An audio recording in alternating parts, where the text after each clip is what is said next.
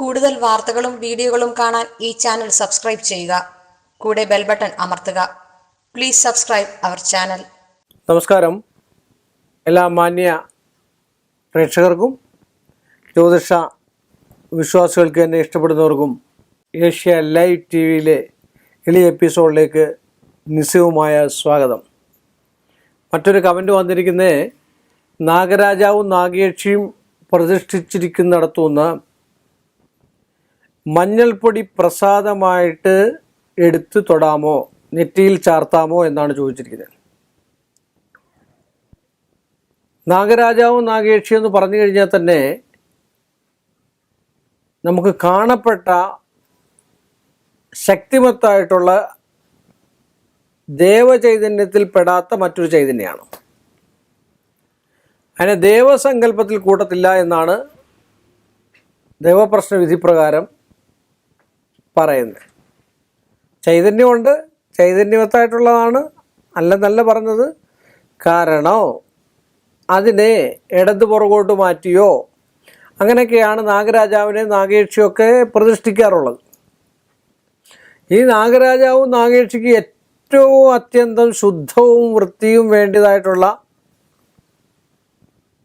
ഒരവസ്ഥയാണ്.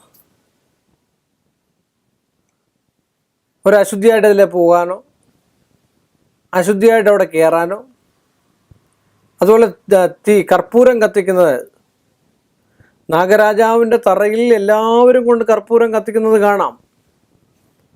നാഗരാജാവിന് നാഗയക്ഷിക്ക് ഏറ്റവും ഇഷ്ടമല്ലാത്ത, ചൂടിഷ്ടമല്ലാത്ത ചൈതന്യാവസ്ഥകളാണ് നാഗരാജാവും നാഗയക്ഷിയും. അതുപോലെ അവിടെ പൊടിച്ചിടുന്നതായിട്ടുള്ള അല്ലെങ്കിൽ തുറന്നിടുന്നതായിട്ടുള്ള മഞ്ഞപ്പൊടി, ആ മഞ്ഞപ്പൊടി നിങ്ങൾ ശ്രദ്ധിച്ചു നോക്കുക. നിങ്ങളൊക്കെ ചെന്നിട്ട് ഒന്നിയിൽ തലക്കുഴിഞ്ഞിട്ടായിരിക്കും അവിടെ സങ്കല്പിച്ചായിരിക്കും ഇടുന്നത്. പ്രസാദമായിട്ട് മാറ്റി വയ്ച്ചിരിക്കുന്നതായിട്ടുള്ള മഞ്ഞൾപ്പൊടി നമുക്ക് എടുത്ത് തൊടാം എന്നാണ് പറയപ്പെടുന്നത്. പക്ഷെ നാഗരാജാവിൻ്റെ നാഗയക്ഷിയുടെയും ബിംബത്തിലേക്ക് ഇട്ടിരിക്കുന്നതായിട്ടുള്ള ആ മഞ്ഞൾപ്പൊടി ഒരു കാരണവശാലും പ്രസാദമായിട്ട് തൊടാൻ പാടില്ല. അല്ലെങ്കിൽ മറ്റൊരാൾ അത് നിവേദിച്ച് അവിടെ സമർപ്പിച്ചതിന് ശേഷം നമുക്ക് എടുത്ത് തരുവാണെങ്കിൽ നമുക്ക് തൊടാം. പ്രസാദം എന്ന് പറഞ്ഞാൽ എന്താണ്? ഭഗവാൻ അർച്ചിച്ചതിന് ശേഷം ഭഗവാന് തത്തുല്യമായിട്ടുള്ള സാധനം നമുക്ക് തരുന്നു, അല്ലേ?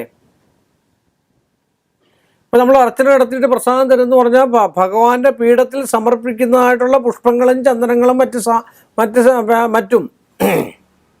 ഇനി അഥവാ ഒരുപാട് തിരക്കുള്ള ക്ഷേത്രമാണെങ്കിൽ ഭസ്മം സിന്ദൂരം എല്ലാം വെച്ചിട്ട് അവർ ജപം അല്ലെ സഹസ്രനാമം ജപിച്ചിട്ട് അല്ലെ സൂക്തങ്ങൾ ജപിച്ചിട്ട്, പുരുഷ സൂക്തമാണെങ്കിൽ അത് ജപിച്ചതിന് ശേഷം അതിലെല്ലാം തളിച്ചതിന് ശേഷം അതിലെ ഒരംശം മാത്രം ഇലക്കകത്താക്കി തന്ന് നമ്മളെ ആ ഭഗവാന്റെ ചൈതന്യത്തിലേക്ക് ഉൾക്കൊള്ളിക്കുന്നു എന്നാണ് പറയപ്പെടുക. അപ്പം അങ്ങനെ പ്രസാദമായിട്ട് കിട്ടുവാണെങ്കിൽ നമ്മളത് തൊടുന്നതിലൊരു ദോഷവുമില്ല. അല്ലാതെ നമ്മളായിട്ട് കയറിയെടുക്കുന്നത് ശരിയാണെന്ന് തോന്നുന്നില്ല എന്ന് പറഞ്ഞുകൊണ്ട് ഈ ഒരു എളിയ എപ്പിസോഡ് ഞാനിവിടെ അവസാനിപ്പിക്കുന്നു. വീണ്ടും നമ്മൾ തമ്മിൽ കാണുന്നത് വരെ എല്ലാ മാന്യ പ്രേക്ഷകർക്കും നിസ്സീമമായ നന്ദിയും കടപ്പാടും. കൂടുതൽ വാർത്തകളും വീഡിയോകളും കാണാൻ ഈ ചാനൽ സബ്സ്ക്രൈബ് ചെയ്യുക. കൂടെ ബെൽ ബട്ടൺ അമർത്തുക.